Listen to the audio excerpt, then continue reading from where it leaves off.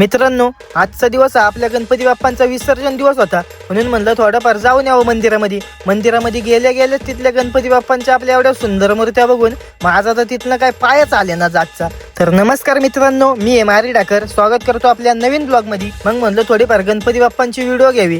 Video Ganpati बाप्पांची घेतच होतो, थोडाफार बाजूला चुकीने कॅमेरा फिरला. तितक्यात मला दोन गावचं मुखिया दिसलं. मुखियांच्या चालल्या होत्या थोड्याफार गप्पा. मी बी म्हणलं नको द्यायला यांच्याकडे लक्ष, थोडंफार म्हणलं बाजूला कॅमेरा फिरवा. बाजूला कॅमेरा फिरवताच गावची मंडळी सगळी एकत्रित येऊन मस्त गप्पा बिप्पा मारीतच होते. तितक्यात मला मंदिरामधनं गाण्यांचा आवाज यायला लागला. म्हणलं नक्की काय विषय, मंदिरामध्ये जरा जाऊन बघाव. आतमध्ये मंदिराच्या टाकली धाड, बघतोय समर्थ. मग आपल्या गावातल्या महिलांचा पण थोडाफार व्हिडिओ घेतला. म्हणलं परत त्या नको व्हायला आपल्यावर नाराज. तितक्यात माझी नजर पडली आपल्या पिंटू भाऊनी पत्रकारीचं काम चालू केल्यापासून स्वतःच्या तब्येतीकडे दुर्लक्ष केलं, पण मात्र कामाकडे दुर्लक्ष नाही होऊन दिलं. अक्षरशः पिंटू भाऊनी पत्रकारीचं काम चालू केल्यापासून गावामध्ये छोट मोठ्या अडचणी होण्याचे मार्गच भाऊनी बंद केले. तेवढ्यात आपल्या गावचं गाव पुढारी मोठं मान वळू मायका बघत असल्याचं मला जाणवलं. त्यांची व्हिडिओ घेत असल्याचं कळताच आपल्या निखिल भाऊंनी मला मागणं ढोसरलं, आमची पण घे व्हिडिओ, आम्हाला पण टाक थोडंफार ब्लॉग मध्ये.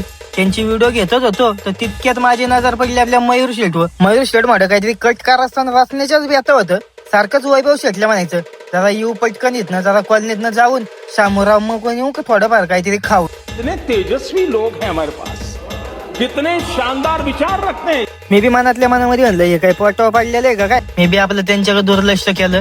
पण मित्रांनो, गावातली सगळी मंडळी एकत्रितपणे आलेलं बघून मलाही खूप बरं वाटलं. तितक्यात आपल्या गणपती बाप्पांची आरती चालू झाली.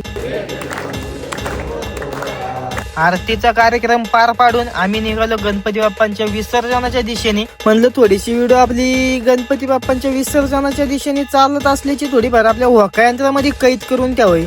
थोडीफार आपल्या वाकायंत्रामध्ये व्हिडिओ वगैरे घेतली आणि पोचलो आम्ही आपल्या पावना नदी काठी. तिथे गेल्या म्हणलं थोडीफार गणपती बाप्पांची आरती घ्यावी. आरती घेत असतानाच माझी नजर एका पडली. त्यांनी मोठ्या अगरबत्त्यांचा चालवला होता पक्का दूर आणि आरतीमध्ये लावित होता पक्का सूर. मी त्याला त्याची थोडीशी ओळख विचारली.